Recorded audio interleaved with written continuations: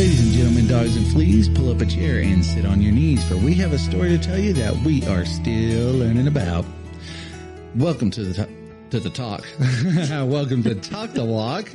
My name's Gabriel Moses. I'm Jenny Tucker, and we are super happy that you're with us wherever you may be. Yeah, we are. There we go. Jenny and I are not used to saying Henry's lines, and she said my line, and I tried to say his. We had some surprises this week, and we can't skip because we don't have enough buffer. Basically. And so there be no playing hooky today. There's no playing hooky. Those who could be here will be here. And we do actually have a couple of fun topics. So we do, but I'm going to just say real quick.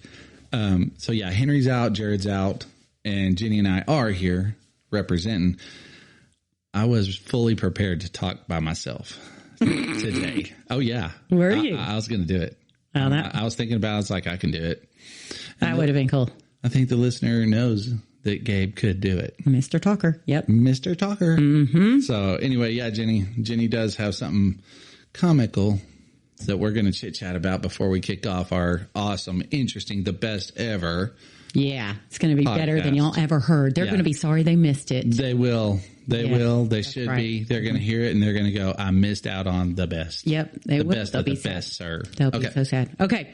So this week, we went to the funeral of a beloved family. A dear friend. And family member. And it was one of the most reverent, wonderful funerals. And the person who died was just honored and was an honorable person, an honorable human who loved Jesus. And we just loved it. This being Jared's mother-in-law. Yes. You afraid of saying that? I see some fear in your face. I don't know why. Okay. This was Jared's mother-in-law passed away. Yes. Jared's been one of our friends for 20 plus. Mm-hmm. Obviously, he's on the podcast with us. It's 20 plus when you've had anybody in your life almost for that 30 long. years at this point. Almost 30 years. I think I was like 21 years old. I'm 45. Mm-hmm. A long time. That makes him family. Wow, 21. So I was 18 or 19. Mm-hmm. Yeah. So special people to us. Mm-hmm. And his mother-in-law, I met her one time. I don't remember much about the interaction. Just she was a nice lady. But and they say that if you are in Jared and Angel's life, you may not have had the pleasure of knowing her, but she darn well knew you. That's right. They said she would find out everything about you as she heard your name. They said she was a bit of a snoopy lady, a bit of a curious gossiper, a curious. No, not a gossiper. I heard that word. No. Come on now. No, curious. She's a curious woman. Oh gosh. Yes. So I loved that because when they said by the time you were done, you just wanted to know her so bad. Yes. By the time people gave their testimonials about her. I mean, she was such a great lady. Debbie. Mm-hmm. And then when they said, you may not have known her, but if you were in Jared and Angel's or any of our kids' lives, she knew you. And I all of a sudden just felt so included, Yeah. And so anyway, it was a wonderful funeral. And I gotta say, I left feeling more lighthearted from that funeral than any I've ever been to. Like you knew it was a joy. It was just a total joy for her to go be with Jesus. Yes. That's the thing. When the person knows where they're going, this is nothing better. Yes. And Jenny, I went to a funeral one time where they rolled this guy who was sort of my sales mentor at Care Today Urgent Healthcare Clinic. He was their sales guy for like 40 years. Mm-hmm. They rolled his coffin out of that room with the theme song of Rocky. Oh, wow. Playing. You talk about feeling inspired on that one. Yep. But I felt even lighter with Debbie's. Yeah, she clearly, and she had said, I'm fine either way, Lord. Either heal me or take me home, but get me out of this. That's right. I'm done with She was like, I don't want to be in the middle of this. The show's over. I'm done. Yes. Now, that being said, we love Debbie. We love all the people we've known. But go ahead, Jenny. Okay. So it's time to end. And we get up and walk out, and I've got, that little, I don't even know what the name of it is pamphlet. called, but it's like this pamphlet that you always get at the funeral. Brochure. Yep. And I get up to use the restroom. I make sure to get that brochure and take it with me. I'm beelining it. And I've got it. I've got my purse. I kind of lay it next to my purse, and then I'm going to wash my hands. And I lay it on the counter next to me. Mm-hmm. And I look at it. Keeping it safe. Right. I'm keeping it safe. Mm-hmm. Okay. Mm-hmm. Y'all know what I'm talking about the funeral pamphlet. They might have an idea. Yes. Where are we going with this? I was like thinking about what happens to these funeral pamphlets in my life. Mm-hmm. That what happens? Like I almost just. I can tell you right now, mine are all in shadow boxes. In my office. There's some kind of reverence we attach to them, right? Is it? It's not just me. And I'll tell you why I know it's not just me, because we talked to Gabriel about it later. But I thought about it, like I keep it in my car. Sometimes I put it like in between my seat, because are you allowed to throw them away? I don't think you are. And then like years later or something, I find it or months later, probably not years later. You may be in the back of the floorboard or something, being stomped all over. And then it's time to it is time, but it feels more appropriate months later. And so I'm in the restroom and I'm looking at my pamphlet, and I look to my left, and there is a waste can right there. There it is. Did you expedite the process? I did, because otherwise it would be defiled later, clearly. So what I did, I folded it so that her picture, she didn't have to see anything. I folded it in reverence. She could see it all. Yes. And it was in a trash can with one of those like space alien looking helmets with like a little flap on the front. Deal. Exactly. So nobody would ever see and feel badly about it. And I inserted the pamphlet there. Inserted. Yes. Okay. Into what is that called? Section 8 or whatever. Is it? What's that called? File 8 or whatever. Yeah, exactly. You can put it in file 8 where we take all complaints. So I walked out and I felt kind of relieved. Okay, I have already, that piece is already done. I don't have to take care of it later. Like we've taken care of it now. That's right. And I walk out, and Henry, is at this funeral too. And we're all talking, and he's wanting to go talk to Angel. And he hands me his pamphlet. And he said, "Can you hold on to this for me?" And I realized, I'm just not the only one. I don't think I'm the only one that has this, kind of reverence towards the pamphlet. It's just a piece of paper. No, but there's this them. It does feel like it's like their last birthday card, because they're going to heaven. There's something about it. But he hands it to me, and so I wait and I think I'm going to ask him, "What you going to do with this?" I'm going to ask him. And so he goes, and he's gone for 10 minutes, and then he comes back, and I look at him and I say, "Here's your pamphlet," and he takes it, and we're walking out the door, and I ask him, "What you going to do with that?" And he whips his head over to me real quick, and he goes, "What you mean?" He goes, "You know what I'm going to do with that."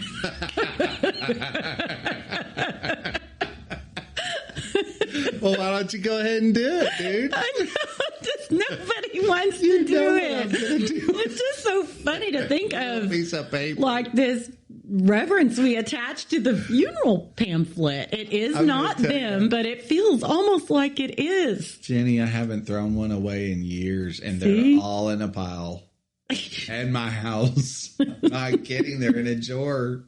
I don't know, because it is so reverent. Something about it is sacred. I'm like, I know. What do I do? So I bad could possibly throw it away. I know. But I'm like, it's not them. It's not them. It has nothing to do with them. Okay, I'll give you another one. Okay. How about when you go to your loved one's grave site?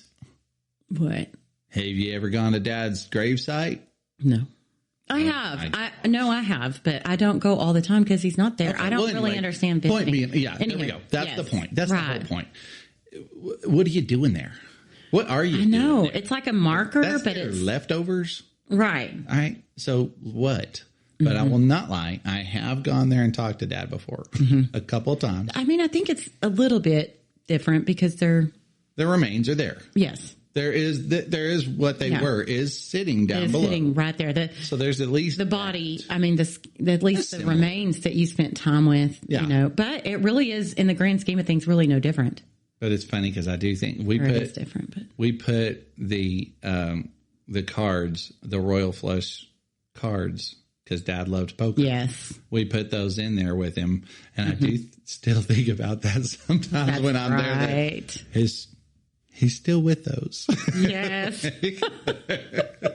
Which is a ridiculous thought. The thing is when you have end of life, I know this is dark humor, y'all. Trust me, it doesn't escape me. We're not unaware. We know this is dark humor. But we also know where both of these people we're talking about That's the thing. are at. They're in heaven. There was not. It is morning, and it was so sad. I cried so many times because the family, it was sudden. They have a beautiful family. They have a beautiful family, a close family. The children are just so wonderful. The grandchildren are just just everybody's so wonderful. And they had such great testimonials. Yeah. I think the grandkids' testimonies got me the most because they were younger and just more raw. They were. I love that. You can't beat raw. No. Refined? So No. sweet. Yes. Raw, yes. So these humans, it's easier to make light of the pamphlet because these humans are happy with Jesus right now. Yeah, done. On every level. They finished the race. They feet kept hurt the right faith now. and they finished the race. My feet hurt right now, Jenny. You know why? Because shame on me. I went jogging this morning. Shame on me. My feet hurt. I'm having to suffer because I exercised. Welcome to earth. No They're more in suffering heaven. for them. Yeah, they're in heaven. Yeah. Like, there's no suffrage. Right. So I'm like, they're laughing at this pamphlet talk. Exactly. That's Like, what I would you think. had a problem throwing my pamphlet away? I know. Well, and Yes, I folded mine. I did fold it. I folded the bifold. Yes. So you couldn't see what I did. Yes. I'm just going to have to just go, I'm play it safe and just never throw one away. Just never throw it away. Yeah. When I'm gone, everyone can throw them away for me. Oh my gosh. You guys, if something happens, first of all, I'm fine with it. And then secondly, throw the pamphlets away. Just know you have permission. I'm fine with it. I am. I'm fine with You it. can throw my pamphlet in the trash after the ceremony's Just done. do it right there. Even on your way out, that's fine with me. In front of everybody if you want. If there's a trash can by the door, do it there. Okay? You do not have to attach any reverence to the pamphlet. Let it go. Let it go. Yes. Say goodbye to the pamphlet. Yep. It's a piece of paper Right. that somebody printed on. That's all. That's all it is. Read it first, though, because there are some personals in there. Well, and I do enjoy, honestly, I mean, I do enjoy sitting there and looking at their, like while I'm in the service, I do enjoy the pamphlet. I'm so glad that the pamphlets exist. I like seeing their face. There's usually a psalm in there. Usually the Lord is my shepherd, I shall not It's want. always And this Psalm one, 23. It's always Psalm 23, which is the best. It's just the best song. You want to hear something funny about that? And then what time is it here? And then let's We've been get doing rolling. all right. Yeah, we're all right. Yep. So, Psalm 23 was the chapter that carried me for years because I was a small boy and quiet and shy and afraid. And and then when I got to be a grown man, I was still all those things, still struggling with the same things I did when I was little. So Psalm 23 was like, you can do anything because God is with you. God, the Almighty, is with you. And that made me strong. Strong. Now, these days, I have some other verses that I lean more on than that because I know that I know. And that's just part of who I am now. But, Jenny, for a long time, I kept seeing Psalm 23 and I was like, people feel just like me. Like I thought, I didn't realize it was a standard thing to put on a pamphlet. That's just what you put, Psalm 23. Right. But I just thought everybody was like me. I was like, we're all the same. Out of all the chapters of the Bible, we all do Psalm 23. It actually is true. Yeah. It really is kind of just true really that way. is, yeah. And I was part of, you're so right. I'm realizing that now. Like, it is that. It is that. That's funny. How weird. Full circle. It is full circle. But it is neat. Psalm 23 will always be something that should settle the heart of anybody. Absolutely. Period. If you love the Lord, if you are one of his kids and you have said yes to him, that verse should be memorized and in your heart. I challenge you to memorize that verse right now. Yeah. If you don't know, I'm sorry, that chapter. If you don't have Psalm 23 committed to memory, do it. I just say, I challenge you to do that right as soon as you can. It matters. Verse by verse. Yeah. But there's something about the King James way that it's said too, though. Thy rod and thy staff, they comfort me. Yea, though I walk through the valley of the shadow of death, I will fear no evil. That's thou art powerful. With me. I mean, it just is. It gives you perspective in about 60 seconds. You get full perspective in about 60 seconds. You're okay. Thou preparest a table before me in the presence of my enemies. And mine enemies. And mine enemies. I know. You just can't even. Sometimes it does feel like. Beside the still waters. He restores my soul. Restores my soul. It covers everything. That chapter. I'm like, did we need any other of the Psalms? My cup runneth over. I mean, it just keeps on. It's so powerful. It's so powerful. You can't beat that. Get that one in your head. Situation. Yeah, get that one in there. But for me, it was always going to be that. Yea, though I walk through the valley of the shadow of death, I'll fear no evil, for thou art with me. Thou art with me.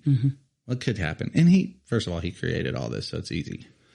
But this as a little human. Anyway, what do we got on the docket? All right. Today? So last week, I kept thinking about this. It's not New Age. It's like another religion, and how there's aspects of it that are close to the Christian religion, and it gets confused a lot of times, and it's called manifestation. Yes. And a lot of times, and it's basically like people thinking they can think, and if they put enough emotion into the thing they think and they say over and over and over and think about a lot, that it will simply manifest. It just will happen. And it was like by your hand, right? By you, like you doing these things will make it happen. And then it kind of tells you a lot of the examples you hear about manifestation, like they have to do with like becoming more wealthy, becoming more fit, stuff like that. That's a lot of the ways that I see manifestation applied. And honestly, when you think about this, I just kind of thought this actually, it's weird because it sounds like faith to me. And so in trying to think of the difference between the two, I decided to study it a little bit. As you do. Right. Like study this thing and see what exactly is the difference in wow. I mean, first of all, it's a counterfeit of something real. That is one thing that you should know. And then also that like it is easy to confuse the two if you're not really understanding that manifestation is very, very different. As it would be with a counterfeit dollar bill. Exactly. It's confusing. The two can be confusing. Now that I've read it and studied it, it's easy. I can spot it from a mile away. There is no confusion. Before I would just kind of avoid it, and not really think about it, knowing that there's something here that isn't really interesting to me. Is really and what it is. So anything else of how you're setting the table? Go ahead.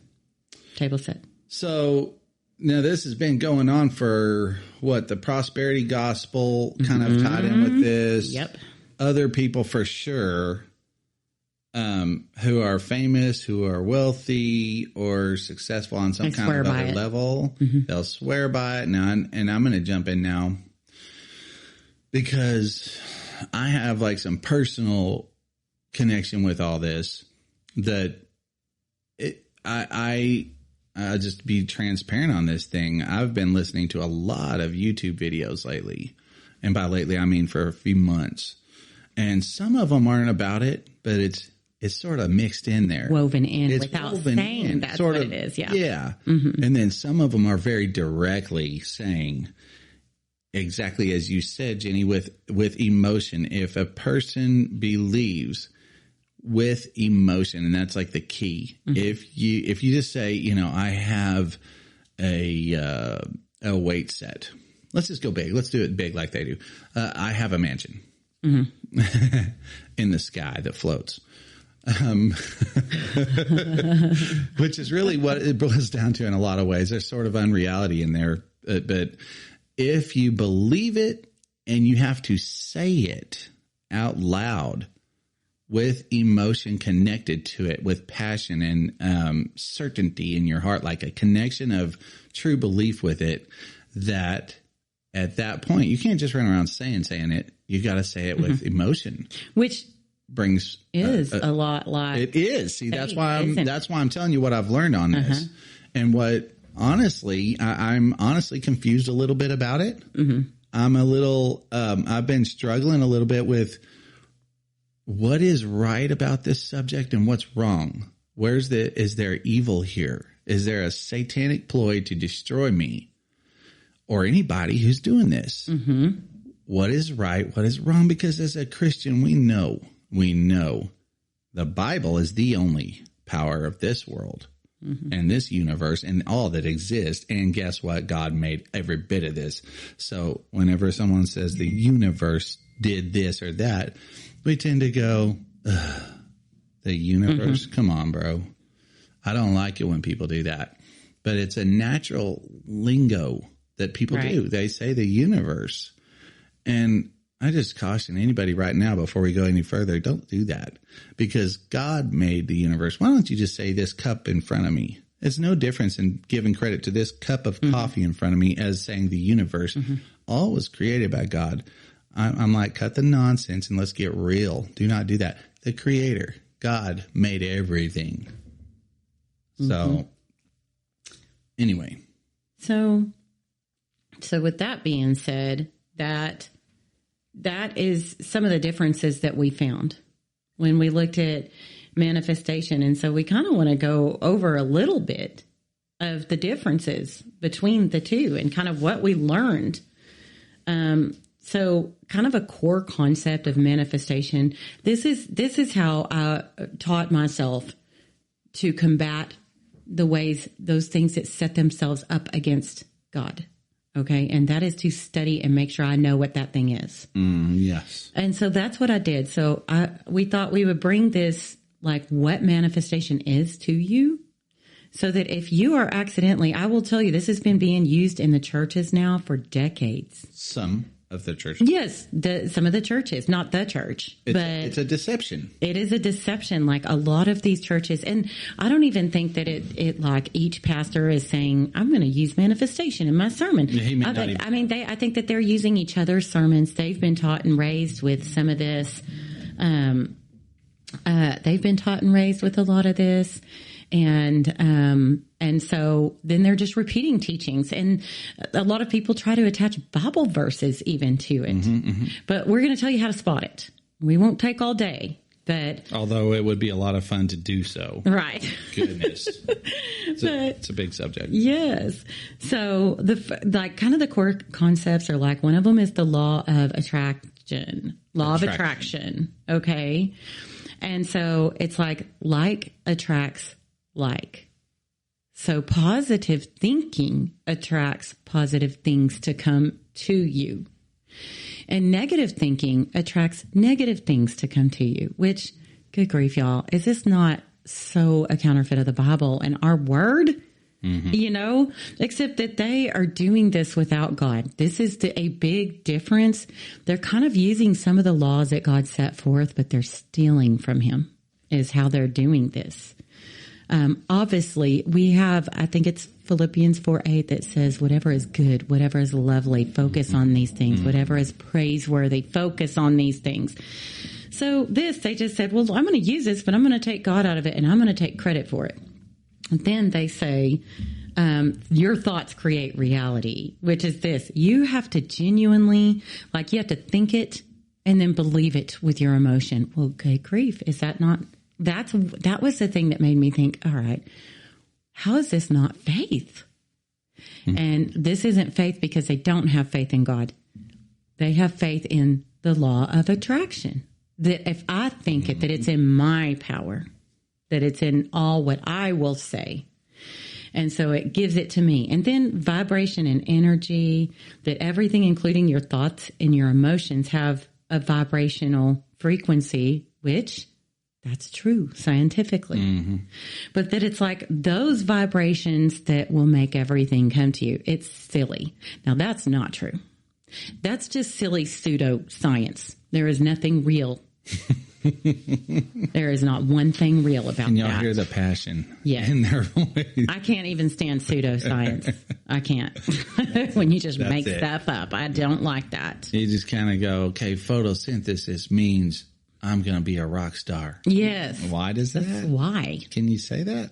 I mean, there are all, there's vibrations out there, and your thoughts, all of that those vibrations are real. They are proven scientifically, and even scientists are baffled by these vibrations. Don't try and take credit for them.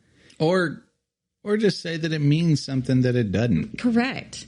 It does mean something because it's there, and that means God put it there. Absolutely. And that means it has a purpose. Uh-huh. But for you to say that it has this purpose and it's for self-gain is the bottom line. Yes. Why did we come up with that? And is it because it's mystical? Mm-hmm. Is it because we don't understand it? And so it's easy to hide in there and say, here's what it means. Mm-hmm. Get on the same thing. Mm-hmm. Get on the frequency of that. And suddenly whatever else is of that frequency is going to come to you. It's just going to come to you because like attracts like is what it's saying. Whatever's on that same thing is going to come to you. Because we know there's some things in here that the Bible points at in a similar way. Absolutely. So it's like, well, how does that work? Well, listen to this one. Some of the common techniques, it works. I mean, the Lord himself is who set down the laws. Yep. The law is the law no matter what. The sacrilege of this is taking it and not giving credit where credit's due. Now, to put it very simply. That's the punchline that probably needs to go on the title of the episode, which is just simply, who is it exalting? Uh-huh. Who does it point to? Yes. Does it point to God or does it point to you? That's it. That's the bottom line. I mean, really, if that is something that your pastors and, a lot of the church brought this in, you stop crying to God about everything. God gave you the power and the authority.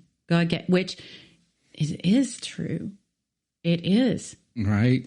Okay. But they leave out a huge portion of the Bible, especially that portion where the Lord rebuke you. Instead of, going around binding this and screaming that and claiming this and all of that. And I want to bring up the scriptures where Satan, he said, I will 5 times. It's in the Old Testament. I will. And I don't have the verses in front of me, but sure, yeah. And he says this. And then right after that, and it was basically, I will usurp God. And it encompassed that. He said it 5 times. And then Jesus says, and I saw Satan fall like lightning to the ground. We cannot focus on I. If any of your belief system leads to you being some superhero, because we all want to. Satan knows that the best trick in the world is to point to you, whether it to be self-pity or I am awesome, or what, just to get us to think about ourselves. Mm-hmm. That is his greatest weapon. Mm-hmm. So if whatever you're hearing out there starts to point to you, to me, and we should have confidence, though. This is the tricky part of it. That is the tricky part. We do need confidence in the Lord. My confidence is from the Lord. There's a scripture about that, too. Mm-hmm. My confidence is in the Lord. I will take the Lord's confidence. He has given that to me. And he will not let my foot get caught in the snare. That's the scripture. Let the Lord be my confidence. He will not let my foot get caught in the snare. There's a verse that I read. Well, first of all, let me bring it back. Carrie, my wife, she and I were talking about this subject the other day, and she pointed out the demon-infested people or person, that moment in the Bible where this person was infested with demons and the people tried to cast out that demon, and the demons are like, who are you? Mm-hmm. Who are you? Are you Paul? Are you Peter? Nah, we don't even know who you are. And it was because God was with Paul and Peter, period. God can do that. Jesus can do whatever. He's God. You get to do some amazing things. You get to be a part of it. Mm-hmm. But it's through his power that you're going to do whatever you're going to do. Mm-hmm. And then I did come across a verse the other day in the Old Testament and I don't remember, it's in Deuteronomy. You can look it up and you can Google it and you'll find it. It just basically said, it was God telling the children of Israel, it doesn't matter what you do. If you use your arms to lift a rock or to build something or whatever, the power of those arms came from me. It comes from me. Yes. If you walk and you use your legs to lift something, that power comes from me. You do nothing, period, without I said so, period.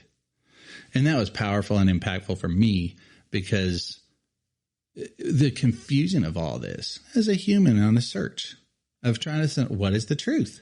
I want the truth. Mm-hmm. It's our job to seek it out. Matthew chapter 7:7. Seeking you will find. Asking it'll be given. Knocking the door will be open. You got to go do it. You got to check. Go check. Go seek. Just like you did the research on this, Jenny. Right. And Jenny's really good at research. She does it every time. So seek. You got to go seek. And I am very curious about subjects these days. My life has changed a lot over the last months. A lot. And I want to make sure, like, what I would just suggest to everybody is if you're seeking and you're trying to grow and you're maybe checking into any area of any other religion or something that you think could be, I would just say the prayer that I always do is, Lord, if there is anything about me that offends you, please rip it from me. Amen. Keep it from me. Guide me. Teach me. Convict me. Correct me. Discipline me. I do not want anything that is not going to glorify your name, period. If it is going to offend you, Father, I'm not part of that. I am your son. Mm-hmm. I belong to you. Satan, let it be known. And I pray this all the time because I'm trying to know what's going on. Mm-hmm. And there are some interesting things out there that catch my eye. Yes. That I'm like, whoa. And truth be told, I've stepped in a couple of traps on this subject that I do feel like are possibly not right. And I've kind of had some interesting, fun, cool things come my way. Mm-hmm. And I'm like, I wonder, was that stuff satanic? Mm-hmm. I don't know. So I am continuing to search and to say, God, guide me. And I read the Bible every day now. Mm-hmm. I don't miss that because I need that. So. And you do too. Whoever's listening, trust me. Yeah, you do. Don't I've done it without it and I've done it with it. And I mean, you can, yea, though I walk through the valley of the shadow of death. If you are right up next to the Lord and you know his word and you spend that time with him every day, it does create this shield for you. Yes, it does. It's a fact. Yes. It's a fact. And I just love it. The kids and I watched The Case for Christ the other day. If you haven't watched that movie, please go watch it. Yep. It's important. It will help you. It brings clarity. So anyway, we were watching it and it's so hard to sum up that movie, but it brings everything home about all of the manuscripts, all of the historical facts. I mean, for me, you know me, Jenny, I'm just like, no. Yeah, you don't care about stuff like that. So what? God is God, period. Right. You just have a faith. I do. I found it futile. Mm-hmm. After a while, I was like, I've seen enough. Whatever. Exactly. You can show me 1,000 more things. I don't need it. It doesn't increase my faith. It doesn't. It's already max. So I do love it. Seeking God out with all your heart should be your life's pursuit, period. Mm-hmm. And just the warnings that this podcast will throw out there. I love it. We're not theologians here. We're people, but we know how to study. Mm-hmm. And we're old enough now. We're not 20 years old. We've been at this for a little while. Mm-hmm. It's important. It's important to go, okay, what's the truth? I do want to know, what does the Bible say about these things that I came across? Mm-hmm. I'm not kidding, Jenny. The videos, some of them are extremely secular people. Yeah. And some of them are Christian. Oh, I know. It's interesting. But some of the Christian, I'm not saying the Christians are doing the manifest stuff, but you know, I can feel it, like Kobe Bryant gets brought up. He says he used to imagine what it would all be like as a kid, what it would be like being in the big stadium, the smell of everything, the feel of it, the jerseys, the stuff. And he would imagine making shots and making lots of shots. And there was such an innocence about the way he wasn't saying I was speaking anything or making anything. He was saying I was imagining it. And to me, I'm going, that reminds me of the scripture, people perish for lack of a vision. And if you watch about Kobe Bryant, you will hear that he possibly raped somebody. I heard that the other day. I didn't know that. I thought he had an affair on his wife. But it turns out somebody was telling me that he might have actually raped somebody. And I was like, oh, my heart broke. But following that up, there's a video I saw with him where he was with Stephen A. Smith. And Stephen Smith said, so when did you know God exists? And Stephen goes, we all know he exists. And he goes, but when did that happen for you? And Kobe Bryant, his response was one that I thought, there's no way you could say this thing without that you have a relationship with God, that you haven't found him personally. And what he said was, you can know it all you want, but until you go to pick up that cross and you can't lift it, and then God comes along and picks that cross up and carries you, then you know. And that was a person who failed. That's a person who realized, I can't do this alone. And that's the bottom line. I can't do this alone. And that's using I in the correct way. Amen. Yeah. And that is the thing of all this was it by your strength or by his? That's it. And I think we should have illustrated throughout this podcast by now, you don't have any strength except through him. Well, and I mean, even let it go. Literally, I wish everybody would love science, but there is this strength, this power that holds your atoms and everything together. That's like that. If that power weren't there, everything would fall apart. And I'm calling it a power because I can't remember the name of it. Right. But it's like this force that holds every single thing together. And if it weren't there, so come on, it says all things are held together by him in the Bible. I mean, it really is that him. Force, the Lord. I think so. In you. Absolutely. So you can't even if you can somehow claim it, it's the force that even holds you from standing up. You can't even stand up without that force. Isn't that in amazing? there? Yes. Come on. It is. This is my favorite kind of stuff because just some truth here. Just truth is going to solve a lot of problems in a person's life. Getting to know the truth and getting to know how does this work? What is happening here? Because ultimately, you that's all I'm doing. So moving forward in your life with the right information on how to do this stuff, what's the point? Is because at some point we're all becoming something. You're becoming something right now. What are you becoming is going to be the question. And how are you becoming it? Because I always love to say this. Satan's a master strategist. He's going to be looking for the ways to sneak up on you, to use things that God put into play for his own purpose, which is just simply always going to be to get you away from God, to keep you from spending all of eternity with God. And I'm always going to be fascinated by Satan's subtlety to get you. Well, and I was to pervert God's stuff. I was sitting here thinking about what you said about Kobe Bryant. I think that the people who do manifestations and give all the glory to that would say, see, look, he imagined it. He thought about it. He had vision and look what happened. I want to counter that in case somebody's thinking that. Yes. I submit to you. First of all, I think it's funny how you call him Colby. Oh, what is it? Kobe. Yeah. I'm not a sports person. Go ahead. How dare you? I would submit to you that it was God himself that put the desire in his heart and gave him those visions, knowing what he was going to do with him in the future, knowing that interview that you just now said would happen, that people would listen better, and that those desires in Kobe would be fulfilled. He would give him such a desire.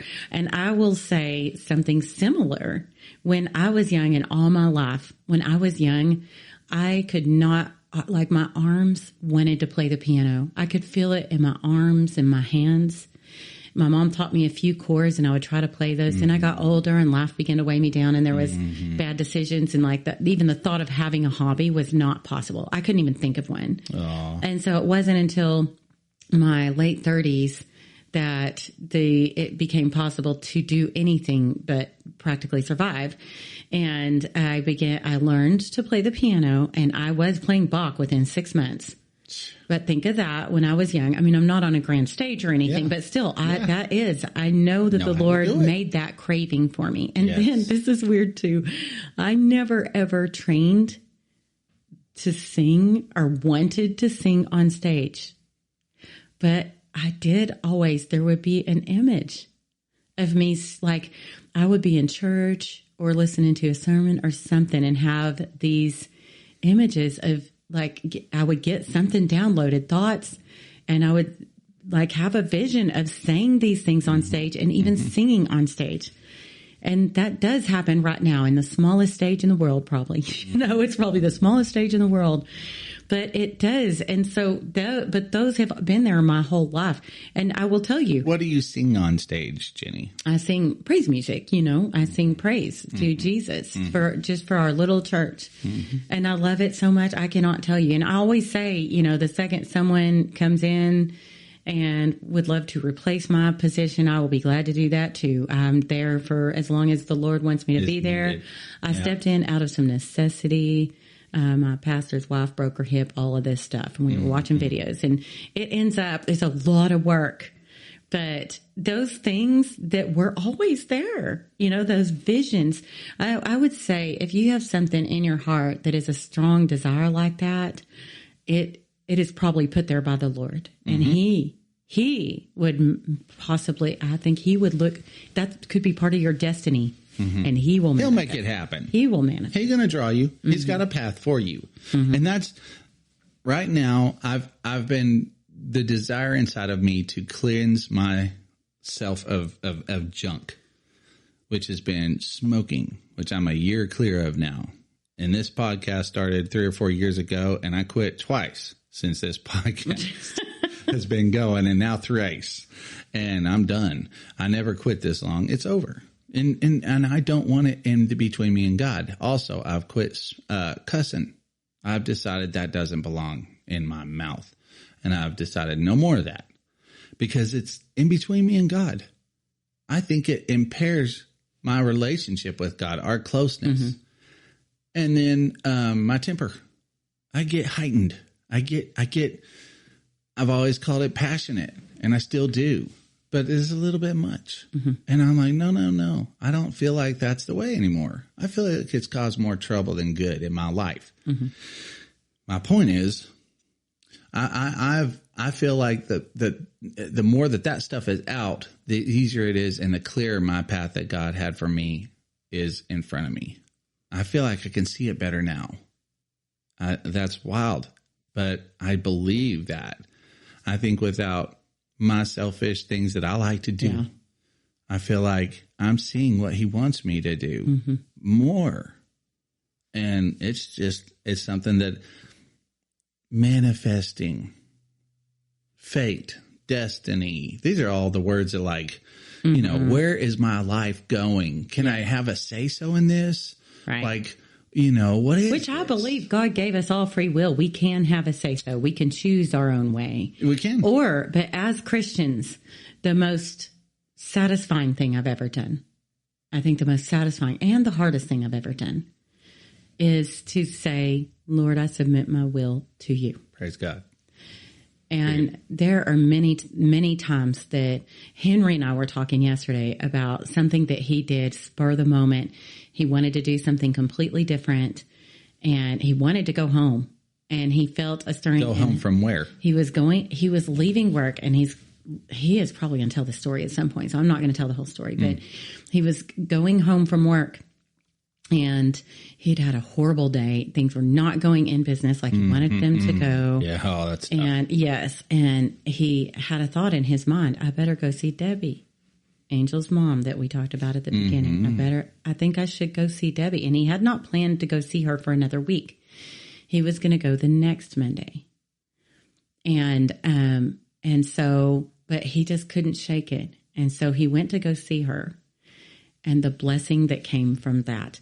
I find that he will tell you later was an insurmountable mountain of blessing. And I think that I think that you should say yes. It's a rule of mine. Say yes when you can.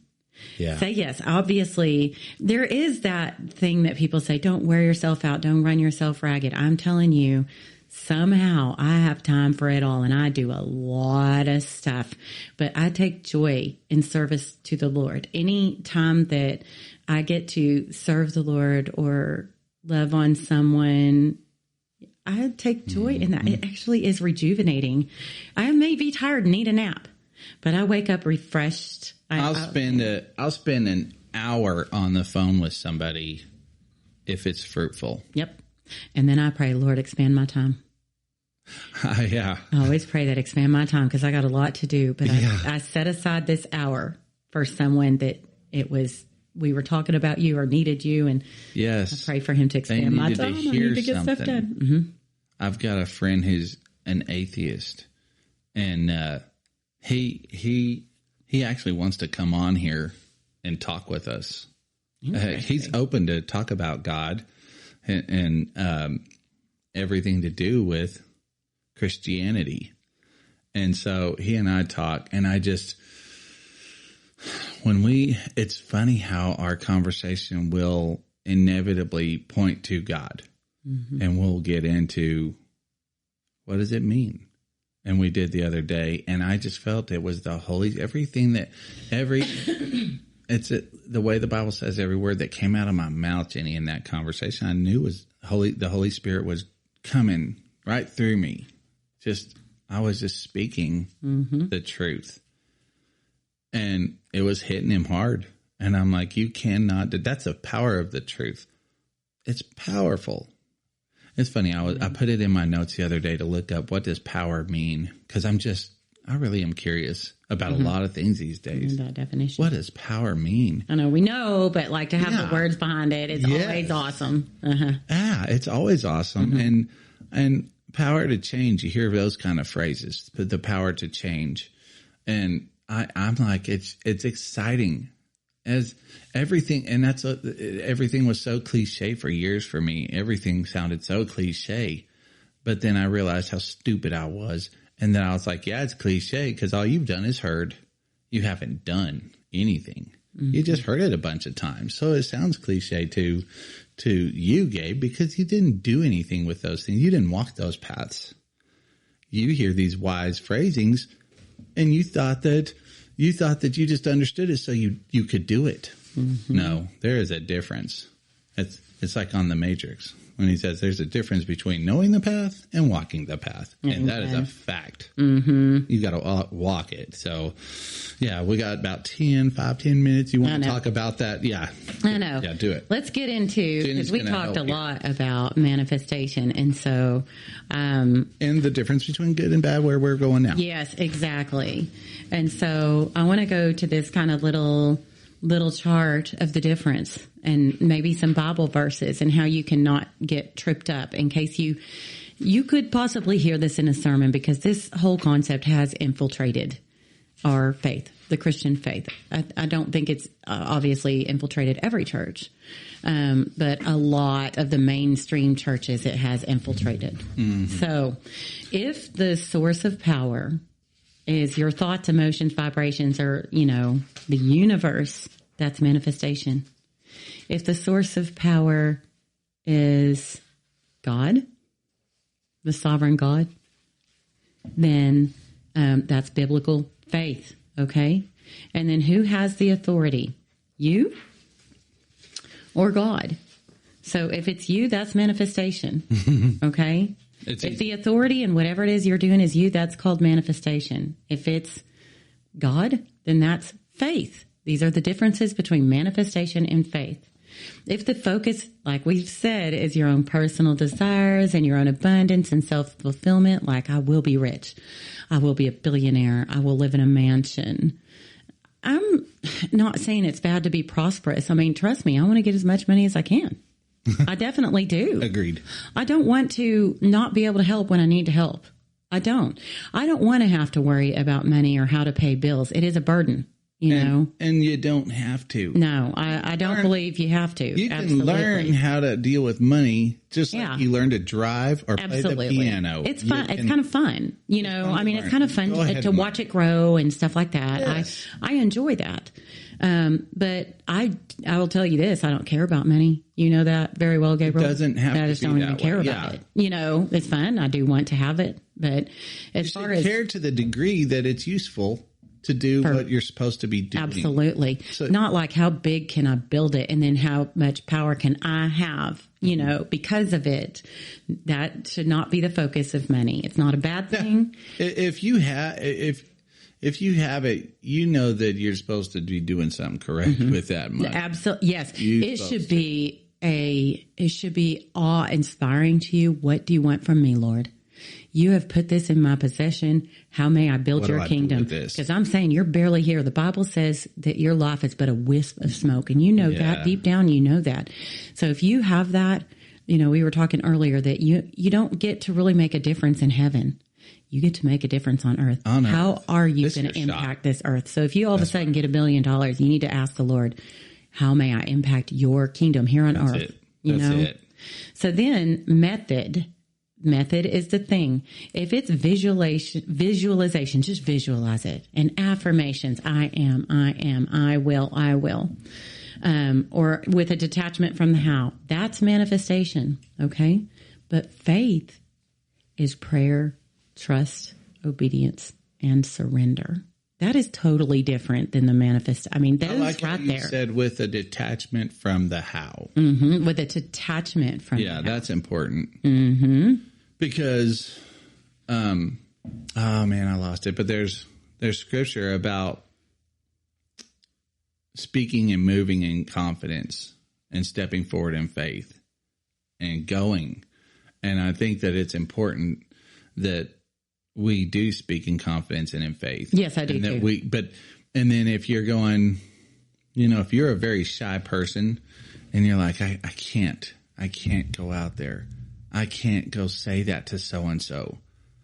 It's like, what do you think is a good idea? Do you think it's a good idea to keep telling yourself, I can't? Right. Or Agreed. I can, and I will. That's where you need the faith. And this is why I was like, what? I was thinking, what is the difference? Because this feels so like biblical concepts, but there is a difference. And I could feel that in my heart. It just felt so similar. I think it's so just vital that we point out here that in our limited understanding of this, that there's a correct way and an incorrect way. You need to know that. There we go. But they both can do yes, wild things. This one is God's way, and one is God's way. The world's way, which is really Satan's way. Yeah. So if you say the world, also by the way, the world's way is Satan's way. Absolutely, it's God's or Satan's. Mm-hmm. There is no differentiation. Mm-hmm.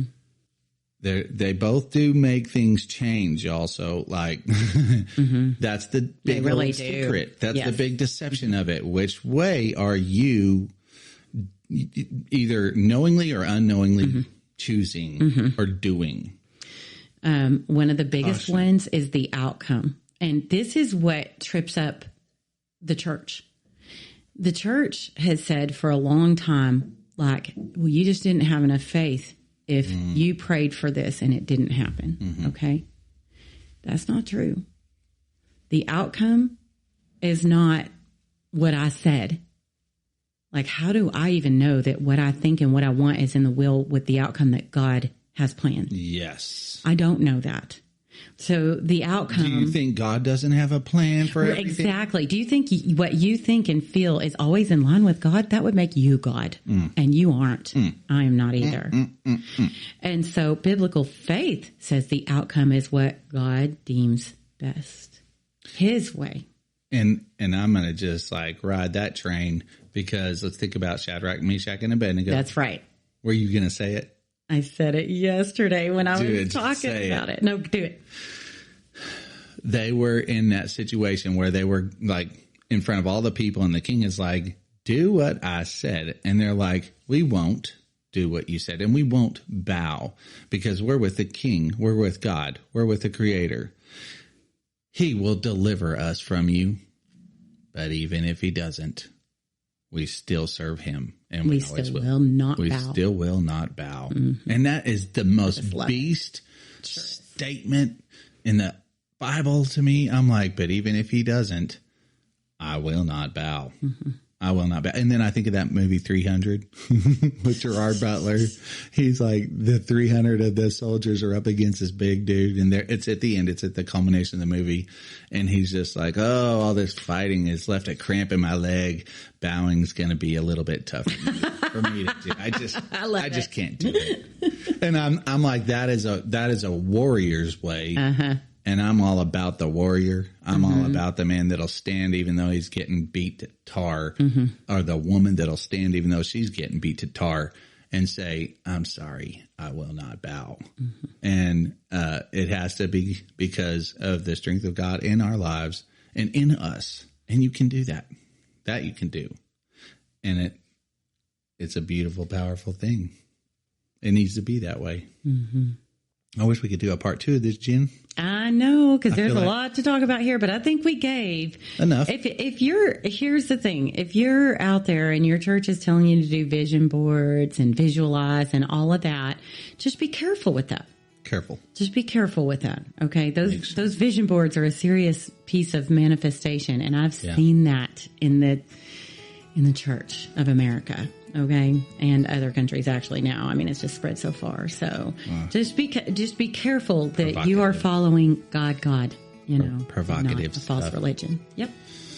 All right, you guys, it's been cool hanging with you. Hope you've been enjoying your Monday. It is Monday. Go out there and get the job done. If you love the Lord, you know you got a mission out there. Amen. And go do it. Don't be afraid. We love you. We hope you have a great time. Go forth and preach the gospel. Amen.